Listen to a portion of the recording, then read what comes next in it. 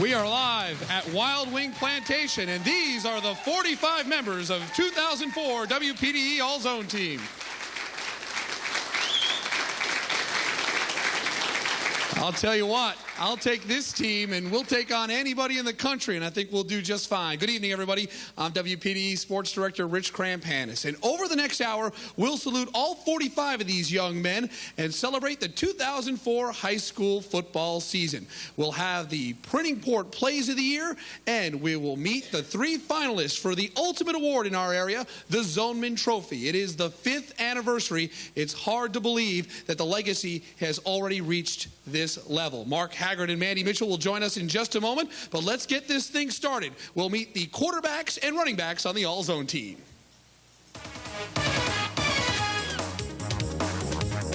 Terrence Butler is the catalyst for the Sockasty Braves. T-Bird is versatile, playing defense and special teams. It was at quarterback where Butler did the most damage.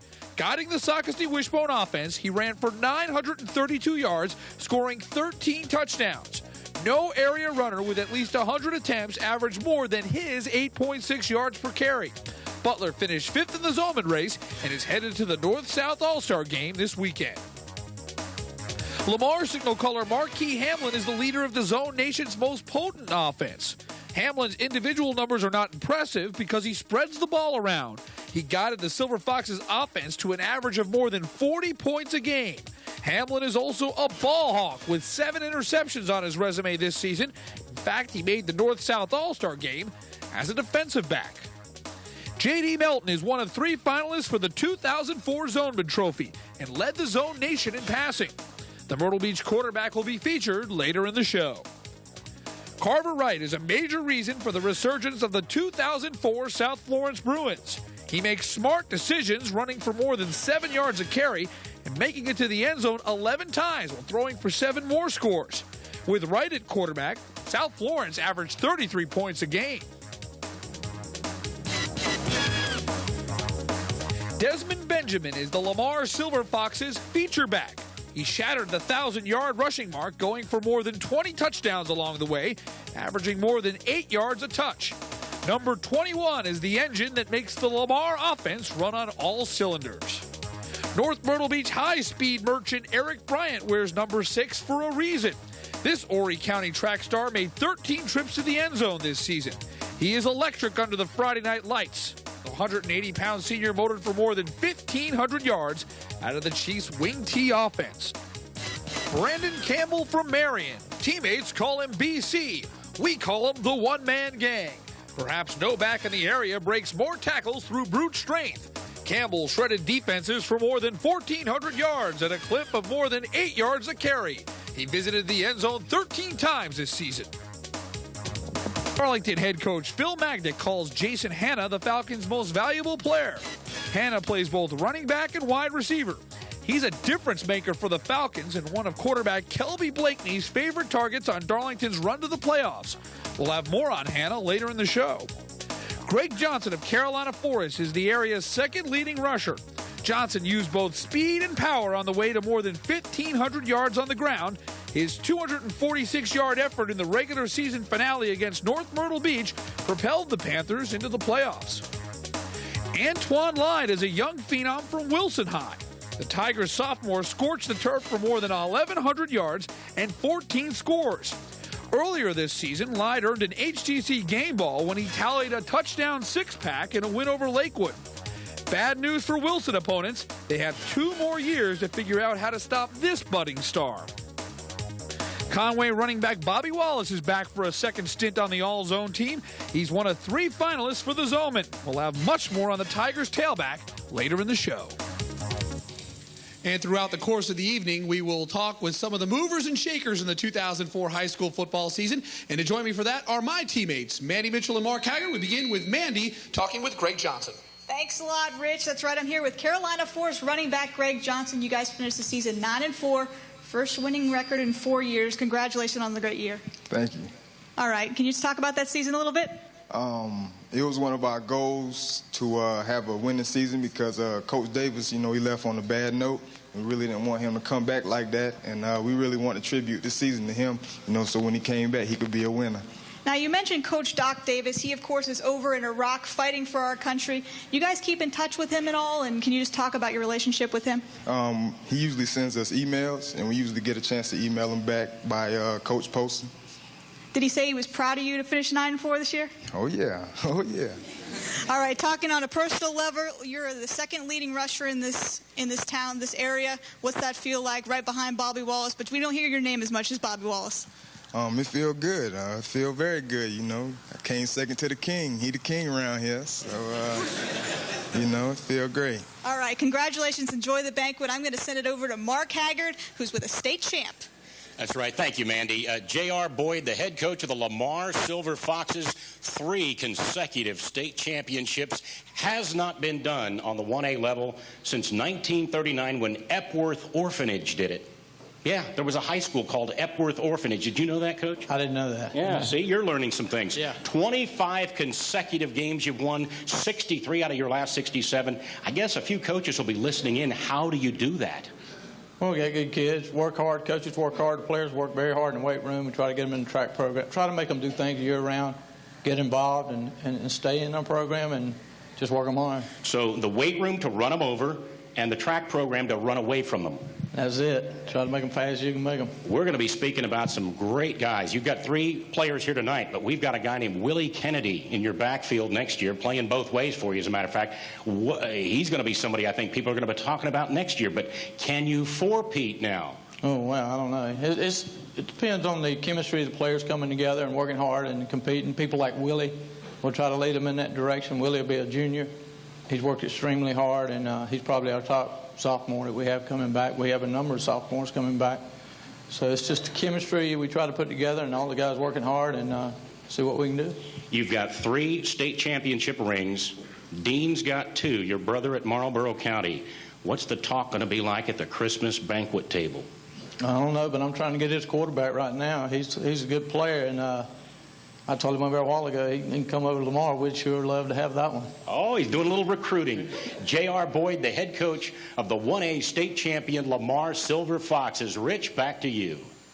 You know, Mark, it's remarkable. Lamar spent the entire season not ranked #1 in the state, but on last Saturday at Williams-Brice, Columbia, everyone knew who the #1 team in the state was in Class 1A. The Lamar defense gave up 31 points in 15 games. That is an amazing stat. Let's take a break. When we come back, time to meet more of the offense, and we will be back with more from the All Zone Banquet right after this.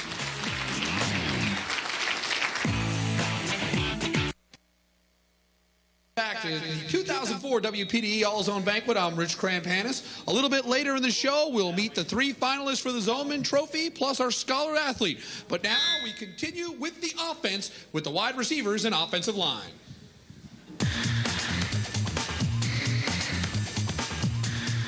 Myrtle Beach High's Ryan Callahan is the area's leading receiver. That's because he's quarterback J.D. Melton's favorite target. The lanky senior grabbed 78 balls for more than 900 yards with 15 touchdowns. He was the area leader in all 3 departments. Bobby Davis is the first Creek Bridge Warrior to make the All-Zone team. The junior was a big play machine with 16 receptions, 7 for touchdowns. Davis averaged an eye-popping 34 yards a catch. If he continues that pace in 2005, he'll surely return to the All-Zone banquet table next season. Kingstree's Chad Gray is a quarterback's dream. Gray uses his 6'7" height and blazing speed to torch defenses. He made 7 trips to the zone by air with nearly 20 yards a catch. As a member of the All-Zone football team, Gray looks to pull off the rare double of making the All-Hoop Zone squad after leading the area in rebounding last season. Hartsville's Kelvin Huff almost never comes off the field when Coach Louis Lineberger's Red Foxes do battle. This 5'8" keg of dynamite makes WPDE's All-Zone team as a wide receiver. He averaged more than 20 yards a catch, but Huff is also a game breaker as a return man, as well as a solid defensive back. Conway's Eric Huggins is the only All-Zoner to make both the Shrine Bowl and All-American team. It's no wonder this Tiger Whiteout has already made a verbal commitment to play for the Oklahoma Sooners next fall. Huggins has caught more than 20 touchdown passes over the past 2 seasons at Conway. East Clarendon is back at the All-Zone banquet table with JoJo Miller. This Wolverine was a hungry pass catcher with nearly 40 grabs. 8 of those went for scores. He averaged more than 19 yards every time he touched the ball. Miller doubled as both a wide receiver and defensive back for Dwayne Howell's squad. Hemingway's Akeem Presley is another two-way football star. He intercepted 5 passes this season playing in the Tigers secondary, but we like him even better at wide receiver. Presley made 6 trips to the zone, averaging more than 22 yards a catch. Presley was a main catalyst in the Tigers' claim to the Region 8 1A championship. Rendrick Taylor is our 3rd Zoneman finalist. The Marlboro County wideout becomes the 4th Bulldog to make it to the podium. We'll hear more from this bullet train from Bennettsville later in the show. 6'4", 295-pound Clifton Ellison brings plenty of beef to the all-zone offensive line. The Hannah Pamplico senior was a big reason that the Raiders improved from 4 wins in 2003 to 7 triumphs in 2004. Jamarcus Grant is a 2-time All-Zoner. The Mullins offensive lineman is heading to Clemson to play for Tommy Bowden and the Tigers. This card-carrying member of the Headbusters will cap off his high school career this weekend at the North-South All-Star Game. Kirk Leach will play for South Carolina in the Shrine Bowl. The Dillon Center is a leader on a Wildcats team that swept through the regular season with a perfect 10-0 mark. Lake City's Stuart Miles helped the Panthers move the chains in 2004. Shannon McDowell rushed for nearly 1,000 yards behind this junior. The 300-pound Miles will return to the team with Joshua Harrison in 2005, giving the Panthers another strong offensive line. Stacy McDonald was part of a Cheraw offensive line that opened up holes for D'Antonio Lewis and John Ellison. The Braves won a Region 8 2A title thanks to strong play from Mr. McDonald and company plowing the way. Jermaine Rogers represents the Timmonsville Whirlwinds on the All-Zone roster. The 6'1", 280-pound lineman played center, guard, offensive tackle, and defensive tackle for head coach Bill Tate.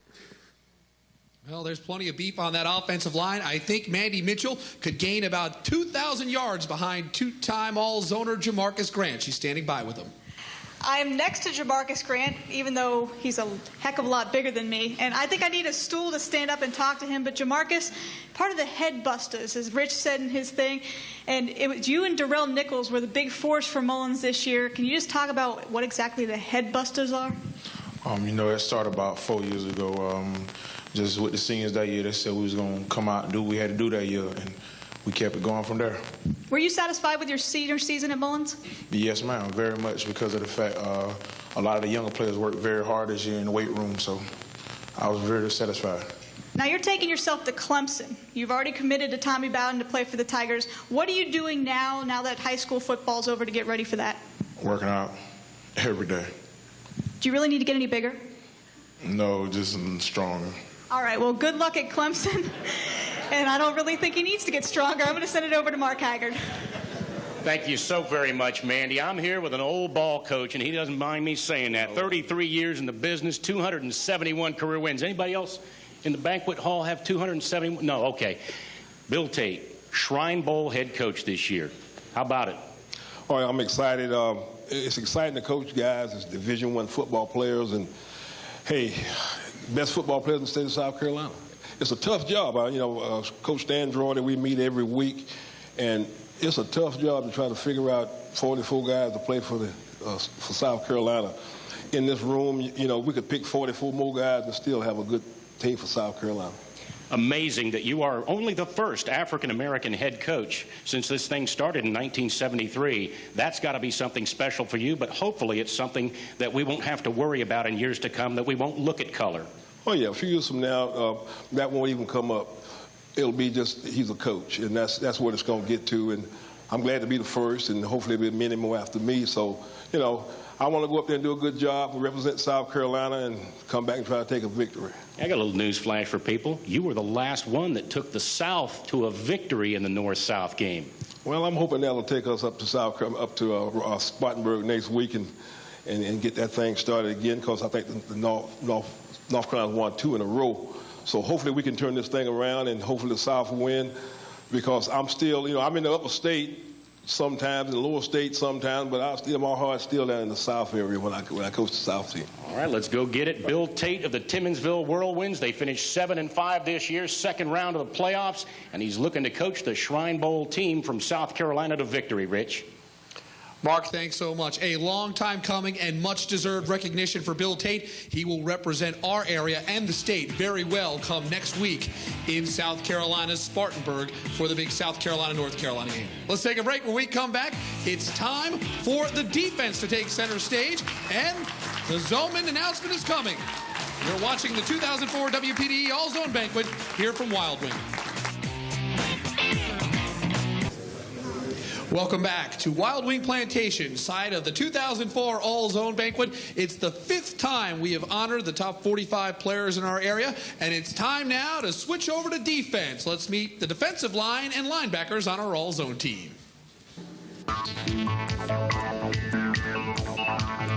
Dillon's A.J. Bember is the nastiest player of the famous Nasty Cats defense, helping Coach Jackie Hayes to another region title.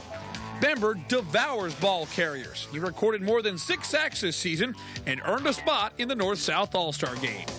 At 6'4", 270 pounds, Conway's Javier Green is a gentle giant, but not on Friday nights during football season.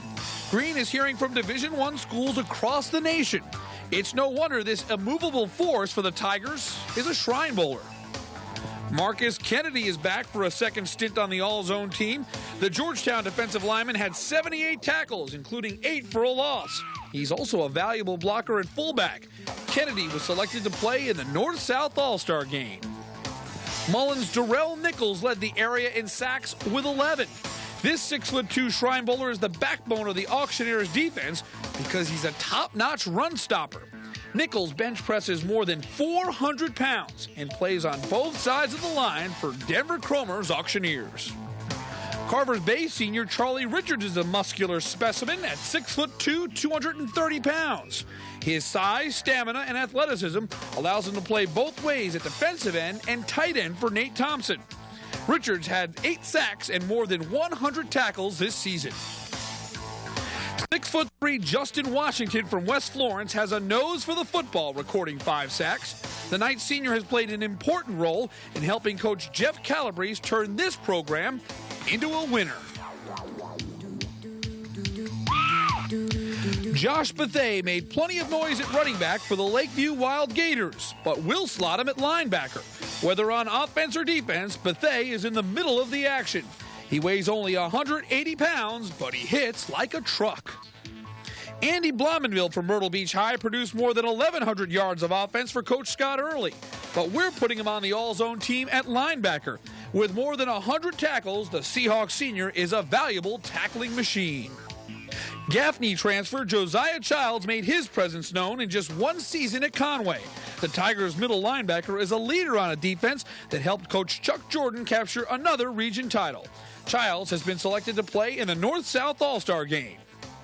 Tommy Frazier from Carolina Forest was not even on the All-Zone radar screen at the beginning of the year, but his toughness at fullback, unselfishness as a team player, and 100-plus tackles earned him a spot on our All-Zone team and a place in the North-South game. Lamar's Marshall McFadden is a main cog in the area's stingiest defense. Thanks to McFadden and company, Lamar yielded less than 2 points a game. He not only plays middle linebacker for the Silver Foxes, the versatile senior also played tight end and wide receiver for Coach J.R. Boyd. Sherraw's Ernest Scott defies logic. At 5'9", 170 pounds, he has to work harder than bigger players. He's done just that with more than 120 tackles for the region champion Braves. I think the only person with more jewelry than Mandy Mitchell might be Marshall McFadden. He's got a lot of state rings. He's standing by with him. That's right, Rich. We were just talking during the break, and I asked Marshall how many rings he has, and you said you have 1 for each finger, correct? Yes, ma'am. All right, now you want to describe those? You got 3 football, just 1 a new one. You probably don't have that one yet, but it's coming, and then 2 for track? Yes, ma'am. Well, you're talkative tonight. What does that feel like to have that many rings? It just feels great that I got that many rings, and some people go to school for 4 years and they don't turn out with none, but I happen to have 5, and that's good. Which one are you going to wear? All of them. All 5 of them, I'm sure. All right, now the defense, as Rich said in his package there, was stingy. You gave up 3 touchdowns the entire season. How did you do it? Work on the off season, and all that paid off. Well, good job. Now, the Vikings have the Purple People Eaters. The Miami Dolphins had the no-name defense, and the Steelers had the Steel Curtain. Now I want to ask you, I'm going to put you on the spot here. What is 2004 Lamar defense's nickname? Black Nasty. Why is that? Because we hit hard. All right, the Black Nasty. Well, I'm going to send it over to Mark Haggard, who's standing by with Coach Calabrese. Well, speaking of Black Nasty, we got the Knights and head coach Jeff Calabrese of West Florence, and you made the playoffs again despite the fact that you guys had to move back up in classification. And that wasn't a whole lot of fun, I guarantee you. Our conference is one of the toughest around, and we were fortunate to win a couple of games down the stretch that got us in the playoffs. You've got a couple of guys here at our banquet, Justin Washington and Brian Ellison, and I told Rich, I said, a guy that blocks 13 kicks in his career, I'm not showing up to the banquet if he doesn't make the team. Brian has been a catalyst for us from day one on defense and on special teams, and just watching him block kicks is truly amazing. We were very fortunate to have him. All right, well, what can we expect from you next year? That's a good question. We'll find out shortly. All right.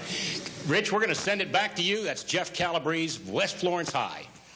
Mark, I think a lot of coaches in this room may say that West Florence was the most underrated defense in the Zone Nation. Let's take a break. When we come back, we close out the roster with defensive back and kicker. That's when the All-Zone Special continues from Wild Wing right after this.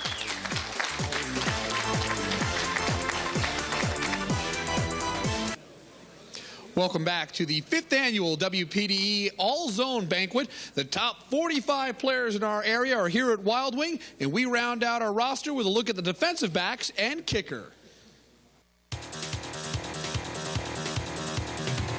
Lakeview's Trey Brigman could have made All-Zone at 2 positions. He caught 14 passes this year, 8 for touchdowns. Instead of wide receiver, Brigman is an all-zone defensive back. He had 6 interceptions and is one of the area's best cover men. Conway's Bernard DeWitt is a DB who hits like a linebacker. In fact, he played middle linebacker in 2003 before switching to safety. The 6'1" senior has been one of the Tigers' leading tacklers over the past 2 seasons. He forced 5 fumbles, recorded 2 blocked punts, and returned an interception 98 yards for a score. Brian Ellison of West Florence is a special teams coach's dream. He has 8 career block kicks or punts. As a DB, quarterbacks have learned not to throw his way. Ellison has been an impact player in the Knights secondary with sure tackling and superb cover skills. P.J. Gore from North Myrtle Beach High is a 2-way star for the Chiefs.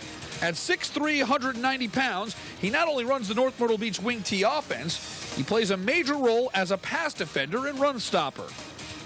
Marlboro County's Bryant McLaughlin has been selected to play in the North-South game. The 6'2" senior has big-time skills. Major colleges are already making offers. They're sure to flood Bennettsville with even more letters after his All-Star Showcase this weekend. Andre Moyd from Andrews High puts a sting in opponents from both sides of the ball. Moyd and teammate Lloyd Robinson have combined for a whopping 20 interceptions this season. Moyd has 8 of them. Andre Moyd will play for the South All-Stars this Saturday. Pound for pound, Dillon's Kendall Williams might just be the best of this year's All-Zoners. At 5'10", 150 pounds, he's a solid wideout and special teams player. As a defensive back, he has 8 interceptions for the Nasty Cats. Kendall Williams is bound for the North-South All-Star game. Our kicker is Stephen Grantham from South Florence. The Bruins booter split the sticks on 5 of 6 field goal tries. Even more impressive is his ability to launch the pigskin into the end zone for touchbacks on a consistent basis. There are the 45 members of the All-Zone team, and Mandy Mitchell is standing by with Mr. Special Teams, Brian Ellison. That's right, Rich. Brian Ellison here. Quarterbacks don't want to throw to you, and I'm sure a punter doesn't want to look across the field and see you right there ready to block his punt. 9 blocked punts this season. How do you do it? I just go for the foot and go for the block point area, and it happens mostly there every time. Well, they always say in football that special teams is probably the biggest underrated thing, that field position is very important in football. So what do you see as your role on the West Florence team? I mean, that's a really important role. Coach Calabrese got to be happy to have you. Yeah, special teams and defense basically win games.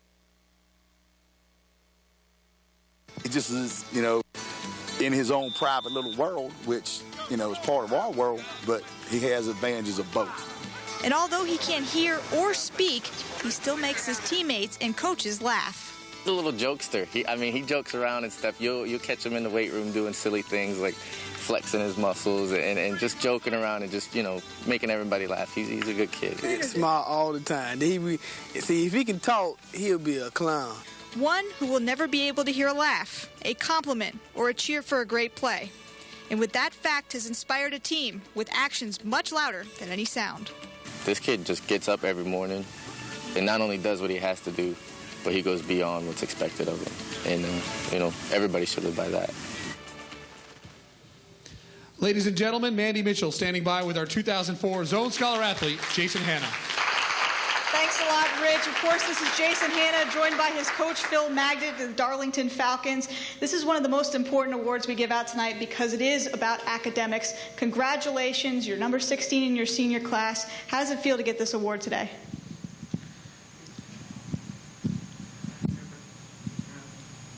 I had to study and do my athletics all together. Well, congratulations on your senior season in this award. Now I'm going to bring in your coach, Coach Phil Magdick. Coach, what has Jason meant to your team? He's a clown on and off the field, right? Yeah, he likes to have a good time. He's like any other teenager. But he brings something special to the team, and the other kids just need to look and see how hard he works both on and off the field. And he doesn't, not ever does he use an excuse of his disability, and he just great kid. And if you can't have somebody like that around your team being an inspiration, well, you don't have anything going on too much. Now, of course, also it's about academics, and he is number 16 in his class. He plays so well on the football field. What kind of inspiration outside of the fact that he's hearing impaired does that mean for your team, academic-wise? Nobody has an excuse.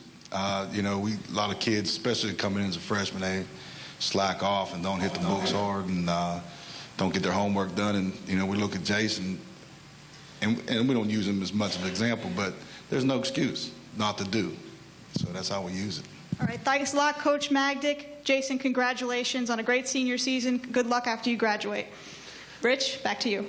It is certainly an inspirational story, one that many young kids can look up to. Jason Hanna, our 2004 Zone Scholar athlete. When we come back, it's time to meet the 3 finalists for the Zoneman Trophy. That's when we return to Wild Wing for the 2004 All-Zone Banquet right after this.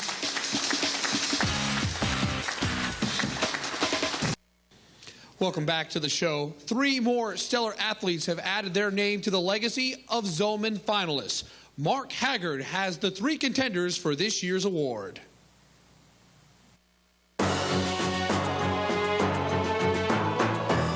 Here are the 2004 Zoneman finalists. Myrtle Beach quarterback J.D. Melton, Marlborough County's Rendrick Taylor, and Conway's Bobby Wallace. Hi, I'm J.D. Melton, and I want to win the Zoneman. Hi, I'm Rendrick Taylor from Marlborough County, and I want to win the Zoneman. I am Bobby Wallace from Conway High School, and I want to win the Zoneman. Our first Zoneman finalist is J.D. Melton from Myrtle Beach High. The Seahawks quarterback is a master signal caller. His passing numbers are staggering. Melton melted down defenses for more than 3,000 yards through the air, hooking up for 34 touchdown passes. He also ran for 9 scores this season. This young man truly enjoys the football experience under the Friday night lights. And there's nothing like Friday nights. Anybody that's played Friday night football against at any high school level, whether it be 1A or 4A, it really doesn't matter. It's Friday night football. You're having fun. You're representing your school, and you're just, you know, you're going all out for your family. You know, the boys, the kids that you work from August with all the way until however long the ride takes you. Being a receiver, he's throwing great balls. We're on the same page. I'm getting open. He's throwing it where I need to be, and he's just a great player. Out of the Seahawks' no-huddle offense, Melton set a state record, passing for 8 touchdowns in a single game in this victory over St. James. Melton also owns the state record for quarterbacks with at least 200 attempts, completing 61% of his passes this season. He reminds me a little bit of Superman because he is Clark Kent in the classroom and in the community, and he is Superman on the field. And has a way of changing personalities and things he does, and he is the flagship of Myrtle Beach High School. Last month, Melton signed a letter of intent to play baseball at Wofford next season. In the classroom, J.D. is a straight-A student. He has a really keen analytical ability, which I see it in the classroom in English, but I can also see it on the football field. Because when you have a broken play, he can analyze right there on the run and create something out of nothing. Much more than a football and baseball star, Melton aims to become Dr. Melton in the future. Things that make a doctor what they are, the stuff they have to go through, the courses they take, just getting up to there is the courses that interest me more than anything. J.D. Melton will play in the North-South All-Star Game. He's a finalist for both the Zoneman Trophy and South Carolina Mr. Football Award. The next Zoneman finalist is Marlboro County's Rendrick Taylor. This 6'2", 220-pound bullet train from Bennettsville is the total package, combining size, speed, and power. His mom says he began lifting weights at age 3, and football soon followed. His father used to play football with him, and he really just started from there. One day he lost his football, and he just started crying and crying and crying. I bought him another one. He's been playing ever since. I hope to go to the NFL one day. That's one of my biggest dreams. But if I don't make it to the NFL, I plan to major in special education and teach the special kids, because I like working with kids. And during the season, we go out to the schools and talk to some of the younger kids and be their role model. And I just fell in love with it. Taylor is electric on the football field. He began the season as a wide receiver, averaging 22 yards a catch. He was later moved to the tailback spot, gaining more than 8 yards a touch. Teammates call him Bud. The coaching staff refers to this three-sport athlete as Superman. He's a gamer. I mean, he plays every game like it's his last game, every play like it's his last play. I mean, he's done some phenomenal things for us. He plays offense, defense, he punts, he kick returns, he punt returns. He does everything you ask him to do, and you know, in 4A football, you don't find many of those. Rendrick and fellow all-zone selection Bryant McLaughlin are cousins. What I think makes him special is his work ethic. He got a very good work ethic in the books, in the weight room, on the field, out the field, and he had a team leader, he had a team captain. He's my role model sometimes. Rendrick Taylor has been selected to play in the Shrine Bowl. He's given a verbal commitment to play at Clemson next fall. With his body type, he could probably play any position on the field that he wants to play. And that's what's going to be so good for him in college. He just needs to sit down and take a look at what he wants to do in college, and he needs to really take a look at the position he wants to play or the position he needs to play that could probably get him in the NFL. Marlboro County's Tymir Zimmerman won the first Zoneman back in 2000. Savell Newton continued the Bennettsville dominance, winning the next two.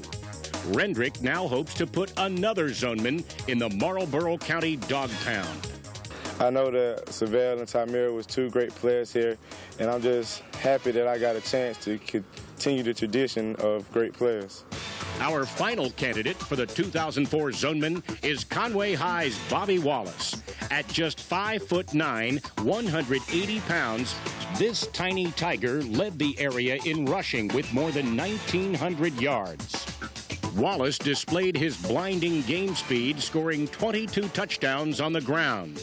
Bobby accelerates at the right time. I've never seen him in a situation where he didn't seem to have enough gear. And that's the thing that separates him. He does a great job chasing the ball down that's in the air. And the reason he does is he always has a gear that you can't teach, you can't coach. God just gave it to him. Teammate Eric Huggins has witnessed just how fast Wallace can run off the field. But one time, he came to Bucksport to my house, and he didn't know I had two big old Alaskan Huskies. And when he got out the car and we were walking to go in my house and he seen my dogs, he about broke his neck, man, trying to get back to the car. And my dog was about to come at him, but I told him to stop, don't run, because then my dog would come at him.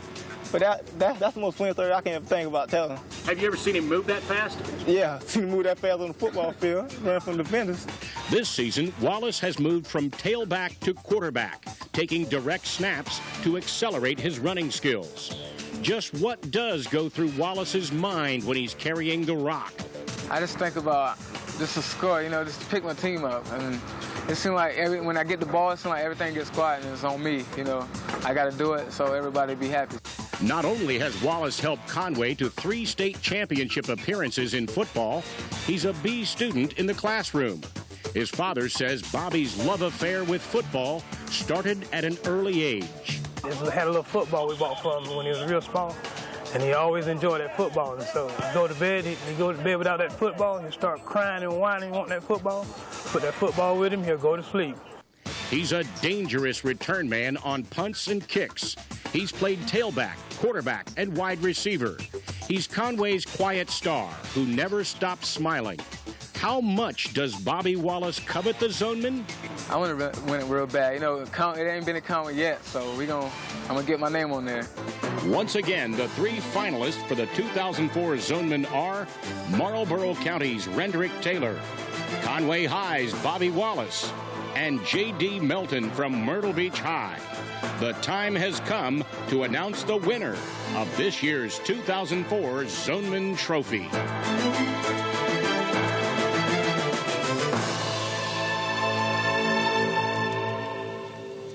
When we come back, one of these 3 young men will hoist the Zoneman Trophy. The announcement live from Wild Wing when we come back.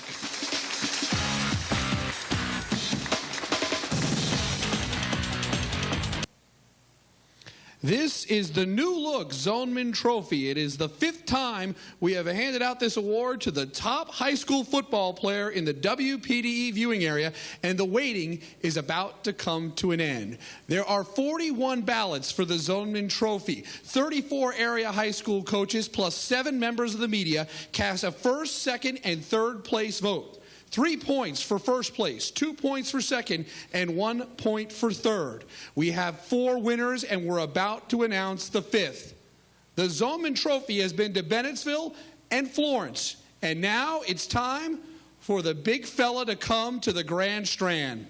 Bobby Wallace of Conway High is the winner of the 2004 Zoneman Trophy.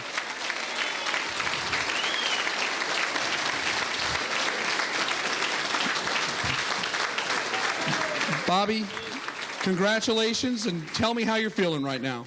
I feel real good, to tell you the truth.